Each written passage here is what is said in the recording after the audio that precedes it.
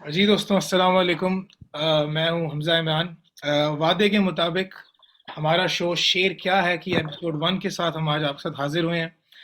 थोड़ा सा मैं इसके सेगमेंट के बारे में बताता चलूं आप सबको कि इसमें शख्सियत के बारे में बात नहीं होगी। इसमें शेर पर, लिंग्विस्टिक्स पर, बहूर पर और दीगर जो लोगों के सवालात हैं, अहबाब के सवालात हैं लैंग्वेज को लेकर, हम उस पर बात करेंगे। मेरे साथ आज सपोर्ट करने के लिए मुझे होंगे हमारे दूसरे होस्ट जनाब हारिस अली।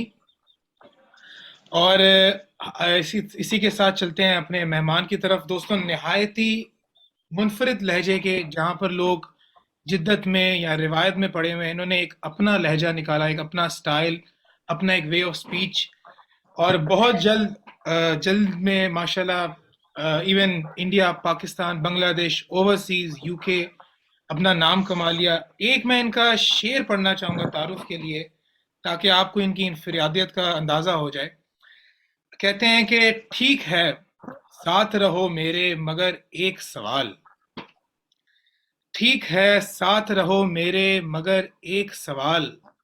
तुमको वहशत से हिफाजत की दुआ आती है? दोस्तों, मेरी मुराद है जनाब उमैर नजमी से। उमैर भाई, अस्सलाम वालेकुम, कैसे हैं आप? वालेकुम अस्सलाम हमजा। सबसे पहले तो बहुत मुबारकबाद। बहुत अच्छा सिलसिला शुरू किया है। बहुत ये शुक्रिया। शख्सियत से हटकर सिर्फ शेर पर बात करने वाला जो बात है, इसको काफ़ी अप्रिशिएट करता हूँ मैं। बात वाकई उसी पर होनी चाहिए जो कि काम की बात है। हमारी शख्सियत से किसी ने क्या लेना देना है, और शेर से लेना देना है, तो उसी पर बात होनी चाहिए। और बहुत शुक्रिया आपने कोई इस बात नहीं। सेगमेंट के लिए मुझे याद किया। कोई बात नहीं उमैर भाई, आपसे मैं कुछ सवाल करूंगा। कुछ मेरे पर्सनल सवाल होंगे, कुछ हारिस के सवाल होंगे, लेकिन ज़्यादातर हम अहबाब के सवाल करेंगे, उनके नाम के साथ जो लोगों ने सवाल किए हुए हैं कि ये पर्टिकुलर सवाल आपने उमैर भाई से करने हैं, वो सवाल हम आपके साथ करेंगे। शुरुआत के तौर पे, क्योंकि शो का नाम है शेर क्या है, तो मैं भी यही आपसे पूछना चाहूंगा कि उमैर भाई, आपकी नज़र में इसकी क्या डेफिनेशन है कि शेर क्या है? शेर मेरे नज़दीक, मैं तो अपनी बात करूंगा। जी। बहुत सारे उलमा हैं और लिंग्विस्टिक्स के जो माहिरीन हैं, खासतौर पर अदब जी। के जो लोग हैं, गज़ल गो हैं, नज़्म गो, तो उनके नज़दीक शेर की डेफिनेशन मुख्तलिफ होती हैं। अपने अपने कुछ जाविये होते हैं। मेरे नज़दीक शेर दो बावज़न मिसरों पर मुश्तमिल एक एंटिटी होता है जिसमें आपका ख्याल मुकम्मल बयान हो रहा हो। ठीक है उनकी जी। उमैर भाई, हाँ हन्नान हानी सवाल करते हैं कि अक्सर ये कहा जाता है कि यार शायर डुअल पर्सनैलिटी है। यानी जब वो शेर लिखता है या जब वो कोई कलाम लिखता है, फॉर एग्जांपल अगर कोई सूफियाना कलाम लिख रहा है और एक ही टाइम पे वो गजल भी लिख रहा है और फिर दूसरे तरह के भी कलाम लिख रहा है, ये एब्जॉर्ब किया जाता है कि शायद ये डुअल पर्सनैलिटी है। वो सवाल इसी के तहत करते हैं कि क्या शायर और शख्सियत दो अलग असनाफ हैं? शायरी और शख्सियत को आप एक खास हद तक तो जुदा कर सकते हैं, लेकिन क्योंकि बहरहाल शेर किसी भी शायर की अंदरूनी वारदात का नाम है, उसका तखय्युल है, उसका शऊर है। हम्म। तो ये सारी चीजें आपकी शख्सियत का लाजमी हिस्सा होती हैं। तो आप हम्म। अपनी शख्सियत को इन चीजों से बाहर रख नहीं सकते। अगर बिल्कुल। इसकी आप कोशिश भी करें, जिसे आप कहते हैं इरादी कोशिश करें कि हम इसको अपनी शख्सियत को जाहिर ना होने दें, तो लाशऊरी तौर पर कुछ चीजें ऐसी होंगी जो आपकी शायरी की, आपके शेर में नजर आ जाएंगी। और मेरे नजदीक ये बड़ी पॉजिटिव बात है। ऐसा होना भी चाहिए। शायर की जो शख्सियत है, जब तक वो अपने शख्सियत के या अपने शऊर या जिसको भी आप शख्सियत का जो बुनियादी अनासिर हैं उनमें जी जी। रहकर जब शायरी करते हैं, तो आप उस शेर को उतना ज्यादा पुरअसर कैफियत से भरा हुआ बना सकते हैं, क्योंकि जी। वो आपके खारिज की दास्तान है, उसकी वारदात है। तो आपको कोशिश करनी भी नहीं चाहिए कि अपनी शख्सियत को पैदा करें। हाँ, एक कारी की हद तक अगर हम देखें, ये मैंने पहले बात की है शायर की। अब कारी की जहां तक बात करें, तो कारी को हमेशा चाहिए कि शायर की शख्सियत को जहन से निकाल कर शेर पढ़े। ठीक हो गया। अगर आपके जहन में एक शायर की शख्सियत का खाका पहले से मौजूद है, वो आपका बनाया हुआ खाका है, वो उसकी शख्सियत होना जरूरी नहीं है। ठीक है। तो आप अगर उसके अशार को उस इमेज पर या उस ख्याल या उस तासुर पर परखेंगे जो आपके जहन में बन चुका है, जी जी। तो हो सकता है किसी का बहुत अच्छा शेर भी आपको बुरा लगे, कुछ उसकी शख्सी खराबियों की बुनियाद पर। और किसी का, अगर आप उसको जैसे कहते हैं फी सबीलिल्लाह पसंद करते हैं, मोहब्बत करते हैं, तो उसका बहुत बहुत बुरा शेर भी आप उसकी तरफ से जानिबदार, उस पे मतलब आप जानिबदार हो जाएंगे, आप उसको अच्छा गर्दानेंगे। बहुत और ये अक्सर होता है। तो बहुत शख्सियत और शायरी दो अलग चीजें। अब कह लें बजट वक्त हैं भी और नहीं भी, जाविये का फर्क है। जाविये का फर्क है, ठीक हो गया, वेरी नाइस, बहुत अच्छा। उमैर भाई नेक्स्ट सवाल करते हैं अली बलोच, वो कहते हैं कि तलाज़मा कारी की सही मानों में तारीफ और तलाज़मा का इस्तेमाल कैसे किया जाता है शेर में? तलाज़मा आप ये कह लें कि आसान अल्फाज में कि लाजिम और मलजूम वाली कैफियत है कि अगर आपने किसी शेर में कोई ख्याल बांधना है तो जी दोनों मिसरों में ख्याल और अल्फाज की सतह पर जो आप इस्तेमाल करेंगे, दोनों मिसरों में उसमें रब्त बाहमी मुनासबत होनी चाहिए। अगर वो मुनासबत नहीं होगी तो उसको हम आप ये कह लें कि वो शेर मुकम्मल शेर नहीं होगा, उसका आप दो लफ्ज कह लें कि एक मिसरे में कोई बात बयान हो रही, दूसरे में जी कोई। जी तो आप इसको ये भी कह सकते हैं कि अगर आपने किसी पहले मिसरे में दलील दी है तो दूसरे में उसके क्या कहते हैं, उसके कोई जवाब भी पेश करना पड़ेगा आपको, उस दलील का उसका जवाब देना पड़ेगा। मतलब एक शेर में जो आपका ख्याल है वो पूरे का पूरा बयान होना चाहिए।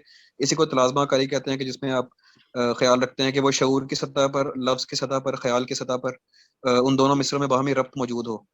तो उमैर भाई आप क्या समझते हैं, तलाज़मे को अगर बेहतर करना हो तो उसको किस तरह किया जा सकता है? मतलब क्या ज़्यादा लिटरेचर पढ़कर किया जा सकता है, या इसके क्या स्किल्स क्या चाहिए एक शायर को इसके लिए?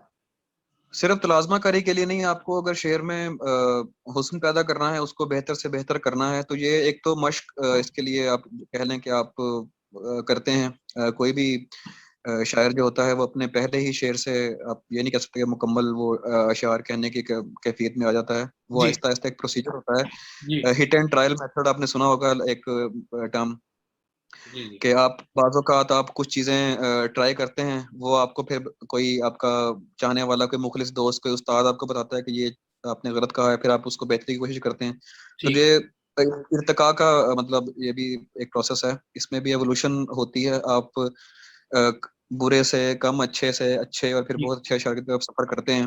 ठीक और ये होना चाहिए। इर्तिका पज़ीर जो चीज़ें होती हैं, जो इर्तिका से सामने आती हैं, उनमें जी उतनी ही ज़्यादा ड्यूरेबिलिटी, सस्टेनेबिलिटी उतनी ही ज़्यादा होती है। तो बहुत कम वक़्त में अगर आप किसी चीज़ के ऊपर आप समझ लें कि आपको दस्तखत हासिल हो गया, तो आप उतनी जल्दी उसको खोने के भी इम्कानात होते हैं। इम्कानात होते हैं। तो जी जी बस ये इसके ऊपर मेरी राय है कि ठीक आपको ठीक ठीक है। हम्म।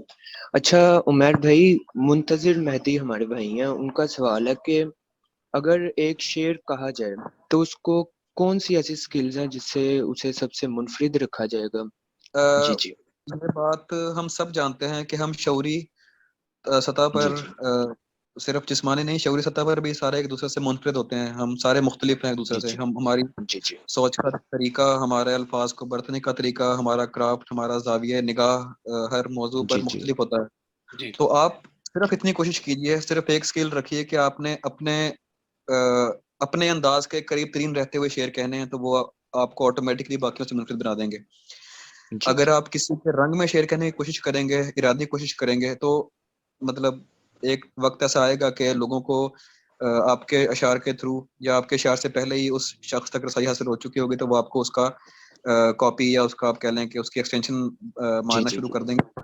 तो आप बस बिल्कुल। अपने जो शेयर करने का तरीका है, जो आपको लगता है कि आपको पसंद है या आपके अंदर फितरी तौर पर जी मौजूद है, और ये हर बंदे को पता होता है अंदर, जैसे कहते हैं ना जी जमीर एक होती है, ऐसे शायराना जमीर भी एक चीज होती है जो हर शायर के अंदर मौजूद होता है। जी जी वो जी आपको बताता रहता है कि ये जो है मेरा अपना अंदाज है और ये मैं किसी से मुस्तार ले रहा हूँ।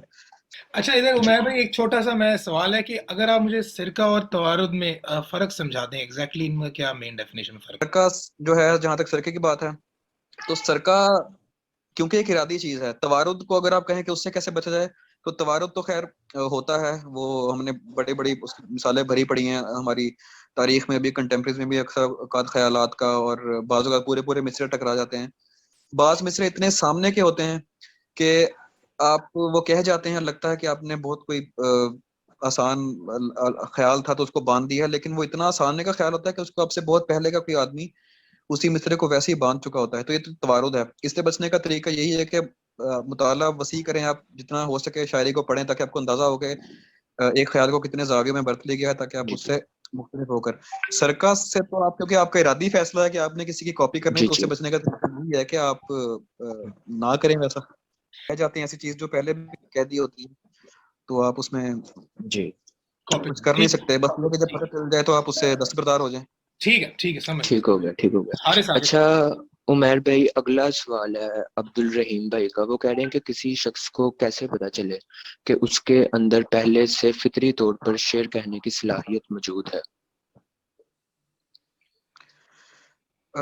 फितरी चीजें इंसान दरियाफ्त करता है जिंदगी के किसी न किसी मोड़ जी पर। अगर आपके अंदर वो फितरी जी सलाहियत मौजूद है तो वो अपने आप को मनवा कर रहेगी कि जिंदगी के किसी मौके पर आप जी उसको दरियाफ्त कर लेंगे अपने आप में से।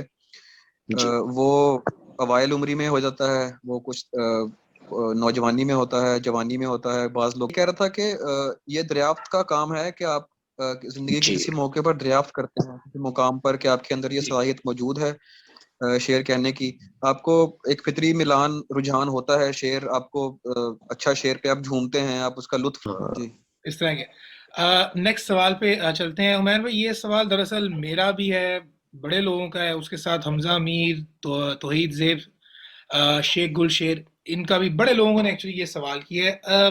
पूछना ये चाहेंगे कि जिद्दत और रिवायत की आजकल बड़ी बहस चल रही है।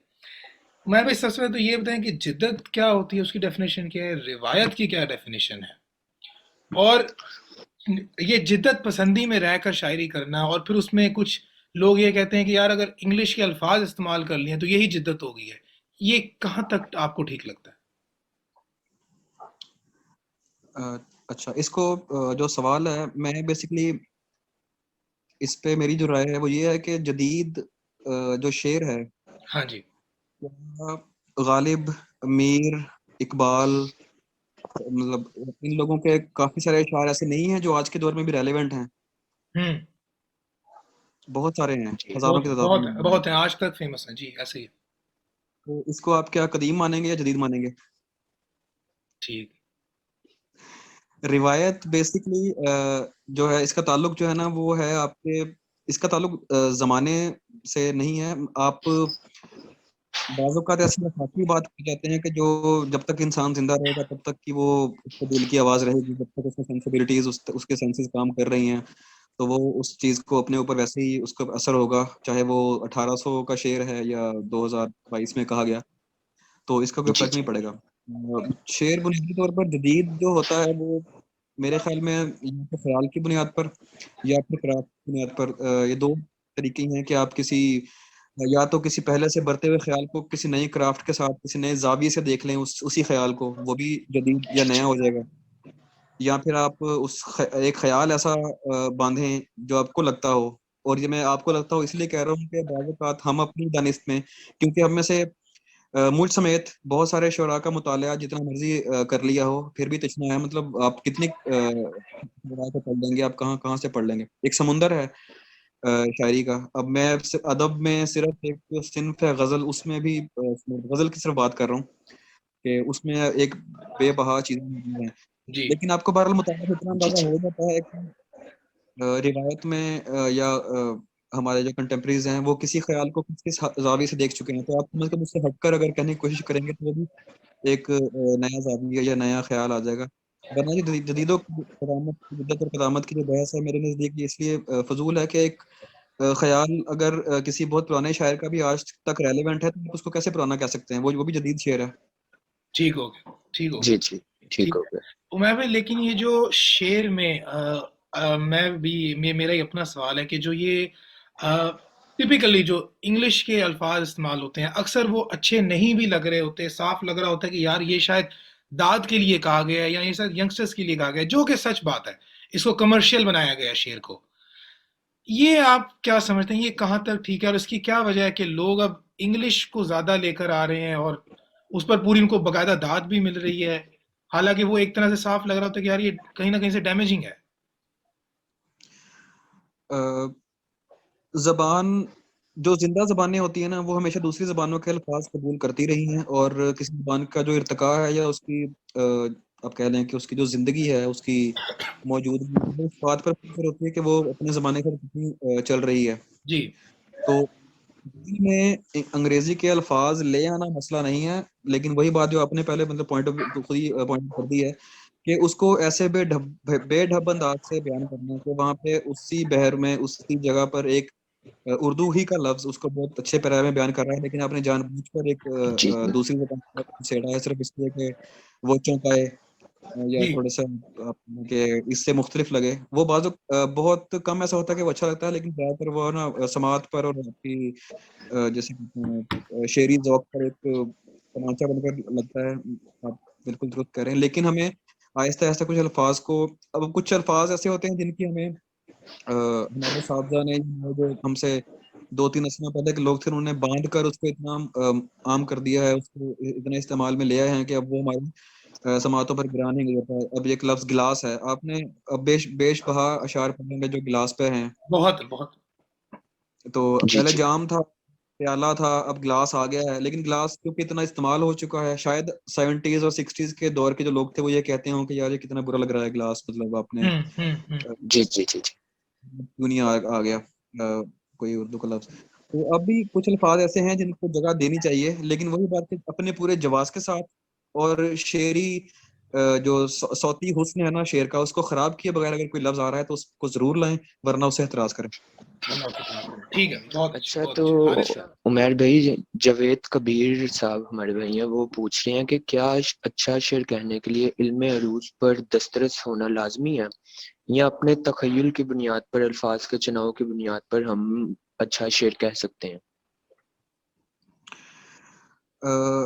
इल्म अरूज पर दस्तरस होना, तो खैर दस्तरस होना एक और चीज़ है। आपको बहरहाल इल्म अरूज के बारे में इतना पता होना चाहिए कि आपको अपने शेर की परख हो, आपको खुद अंदाज़ा हो जाए, या तो आप जी, जी। इतने ज़्यादा रिदम में हों और आप अहले ज़बान भी हों, क्योंकि हम में से जी, ज़्यादातर जी। लोग जो आजकल शेर कह रहे हैं, उनमें से बहुत कम अफ़राद ऐसे हैं जो कि अहले ज़बान है, जिनको मतलब उर्दू ज़बान अपने पूरे हर लफ्ज़ तलफ़्फ़ुज़ के साथ आता है। तो वो तो ज़रूर इस जी, बात जी, जी, जी।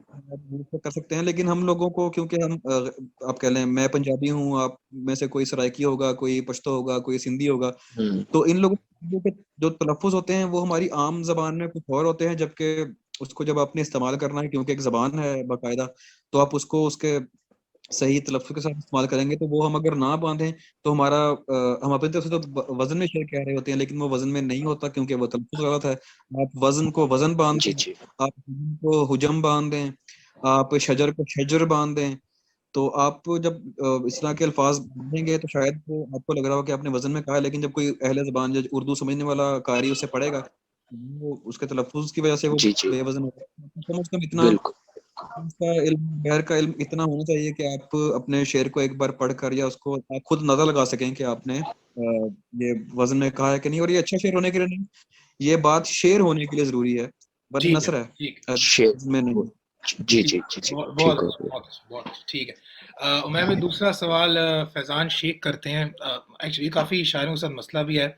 ये जो ब्लॉकेज आ जाता है एकदम, लिखते-लिखते इंसान फिर महीनों-महीनों उससे कुछ लिखा ही नहीं जाता। इसको उमैर भाई किस तरह ओवरकम किया जाता है? क्योंकि वो कहते हैं कि यार हमारे साथ जब ब्लॉकेज होता है, हमें तो ऐसा लगता है कि हमारा शेरी सिलसिला ही खत्म हो गया है। तो इसको ओवरकम किस तरह करते हैं? या अगर कभी आपके साथ हुआ है, आप इसको किस तरह ओवरकम करते हैं? शेर कहना ऐसे समझ लें कि जैसे हम किसी ज़मीन पे फसल उगाते हैं, तो वो आप कोई जी। 5-6 फसलें उगाएँ, उसके बाद किसान भी एक आधे फसल का दुरानी जो है 6-7 माह के लिए उसको खाली छोड़ते हैं, ताकि दोबारा से फसल ज़रख़ेज़ ज़मीन हो जाए, अपनी दोबारा से जड़ें पकड़ ले, वो अपनी ताकत दोबारा हासिल कर ले, ताकि वो अच्छी फसल उगाए। तो जी। ये कुदरती तौर पर मेरे जी। ख्याल में हर तख्लीक़कार, मैं सिर्फ़ शायर की बात नहीं कर रहा, हर तख्लीक़कार ज़िंदगी में किसी न किसी मौके पर एक ऐसे फ़ेज़ में आता है, जिसे आप ड्राई फ़ेज़ कह सकते हैं, कि जी। उसमें आपसे कुछ जी, जी। नहीं बन रहा होता, आपसे शेर नहीं हो रहे होते, तो आप इसको उस दौर में आप ज़बरदस्ती शेर कहने से बिल्कुल परहेज़ कीजिए। आप मुताला कीजिए अशआर, आप ऐसे लोगों से जी। मिलिए जो शेर अपनी सोहबत जो शेर कहने वाले, शेर सुनने वाले, सुनाने वाले लोग हैं, तो आपको तहरीक तो मिलती रहेगी, आपको उनमें रहकर एक बाकायदा आपको तहरीक मिलती है कि यार मैं क्यों नहीं कह पा रहा। तो एक मौका आता है जब आप उस चीज़ को ओवरकम कर जाते हैं, जी। लेकिन इसके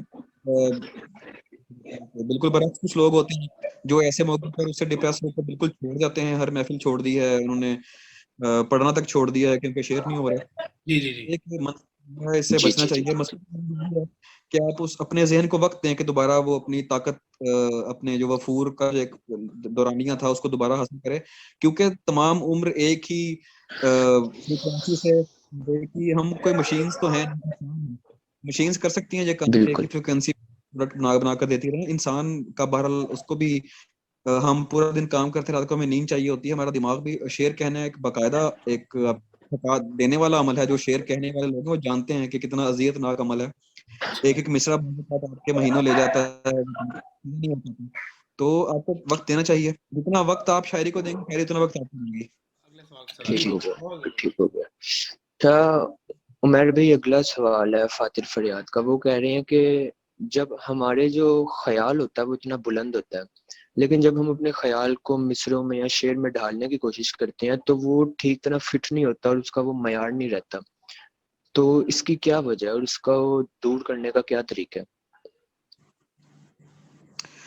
अच्छा, अब इस पे ना मुख्तलिफ लोगों की मुख्तलिफ आरा हैं। कुछ लोग कहते हैं कि बुनियादी ख्याल बचाना जरूरी जी है, कुछ लोग अपने क्राफ्ट बचाते हैं और ख्याल को जी थोड़ा जी सा, अगर उसको ख्याल थोड़ा सा डैमेज जी हो भी रहा है, उसका कुछ हिस्सा बयान हो रहा है, तो वो क्राफ्ट को बचाकर, क्राफ्ट का मतलब है कि वो चाहते हैं कि बिल्कुल जी सीधे सीधे कम से कम हरूफ गिर रहे हों, उसमें अयूब हों, चाहे जी ख्याल जी जो है वो थोड़ा अगर डैमेज हो भी रहा तो खैर है। लेकिन कुछ लोग होते हैं जो कहते हैं ख्याल पूरा बयान हो जाए, चाहे उसकी वजह से हमें कुछ हरूफ गिराने पड़ रहे हैं, हमें मिसरा थोड़ा सा उसमें महजूफ भी लाना पड़ रहा है, मिसरा जहाँ खत्म हो रहा है हमें एक्स्ट्रा भी। तो वो अपनी अपनी चॉइस की बात है। मैं ज़्यादातर पर ख्याल बचाने वाला आदमी हूँ। मेरा कोशिश होती है कि अगर अल्फाज गिर रहे हैं, मिसरा थोड़ा सा बेढंगा लग भी रहा है, तो ख्याल अगर पूरा उसमें बयान हो रहा है तो मैं, लेकिन आप अपनी पूरी कोशिश कीजिए कि जितनी देर तक आपको लगता है कि इससे बेहतर ख्याल मैं नहीं बांध सकूंगा, तब तक आप उस शेर पे काम करते रहें। जी जी।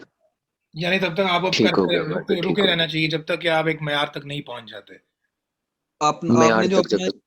मैंने ज़हन में सेट किया होता है, वो माने या ना माने, वो हर कोई नाकिद खुद होता है सबसे पहला। ठीक। अगर कोई शेर आपको जी अच्छा लगता है, तभी आप किसी को सुनाते हैं कॉन्फिडेंट होकर कि यार देखो मैंने शेर पढ़ा है ना। आपको क्या होता है जब मैं शेर ना सुनाऊं? कुछ होते हैं जो सुना देते हैं, कुछ ओवर कॉन्फिडेंट भी होते हैं, लेकिन आपको बहरहाल कॉन्फिडेंस होना चाहिए। जब कहूंगा मुकम्मल, मेरा शेर मुकम्मल हो जाएगा, फिर मैं किसी को सुनाकर अगर उसमें कोई राय लेनी है तो वो भी ले लूं। ठीक हो गया, ठीक हो गया, बहुत अच्छा। जी जी, ठीक हो गया उमर भाई, गुड। अगला सवाल मैं करता हूँ। अली एहसन का सवाल था, वो भी खैर खातिर फातिर फरियाद का साथ सिमिलर सवाल था।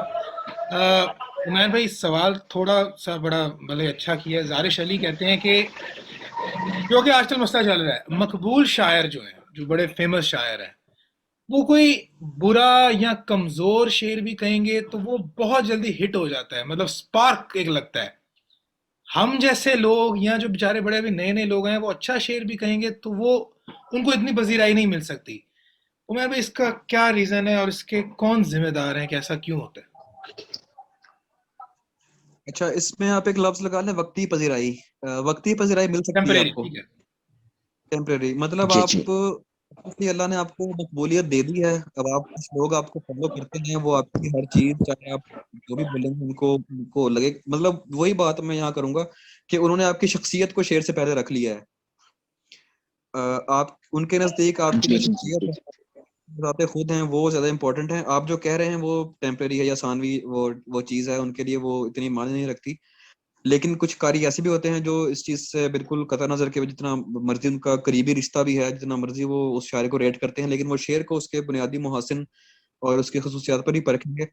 और ऐसे कारी ही होते हैं जो आपको एक शायर को आगे लेकर चलते हैं। जी।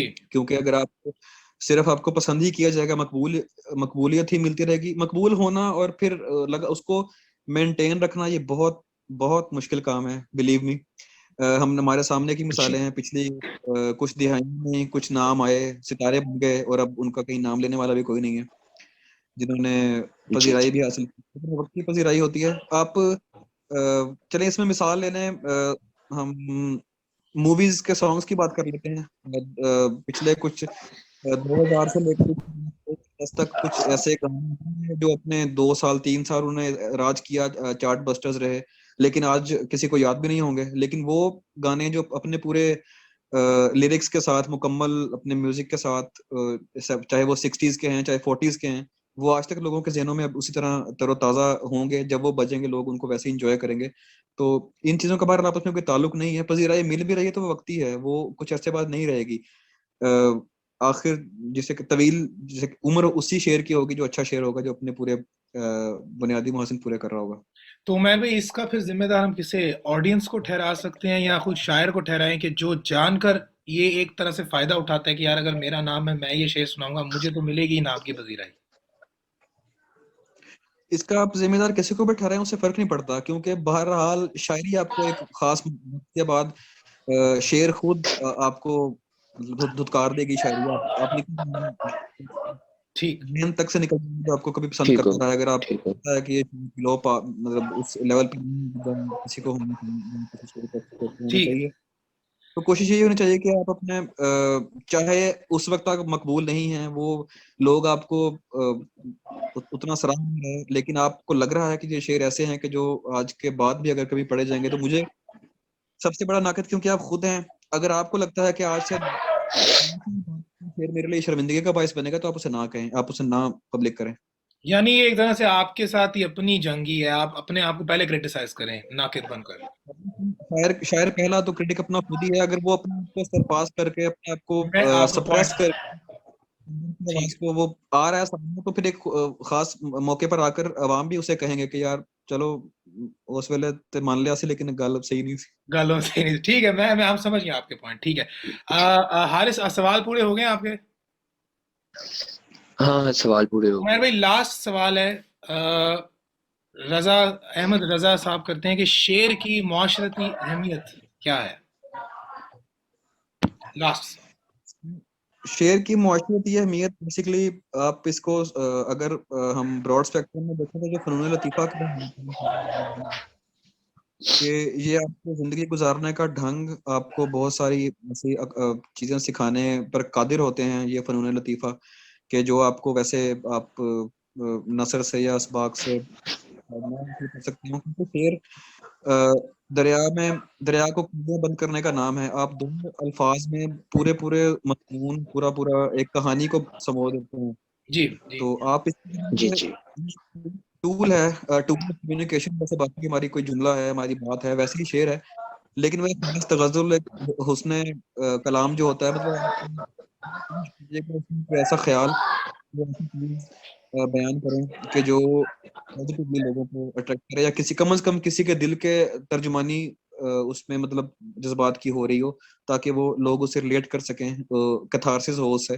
फनून लतीफ़ा का भी बेसिक काम यही है कि पढ़ने वाला जो कारी है, या जैसे कोई डांस देखने वाला है, कोई मूवी देखने वाला है, मुजस्समा साज है, वो जो चीजें बनाता है, लोग उसको उसकी पेंटिंग में से, चाहे वो तजरीदी आर्ट ही क्यों ना हो, उसमें से अपने अपने अंदर का खला भरने की कोशिश करते हैं, अपना कैथारसिस करते हैं। तो ये मुआशरती अहमियत इस लिहाज जी से जी। बहुत ज्यादा है। ठीक है, ठीक है, मैं आपका पॉइंट ठीक हो ठीक गया हो ठीक हो गया गया। उमर भाई। मेरे ख्याल से प्रोग्राम एंड करते हैं, सारे सवाल हो गए हैं।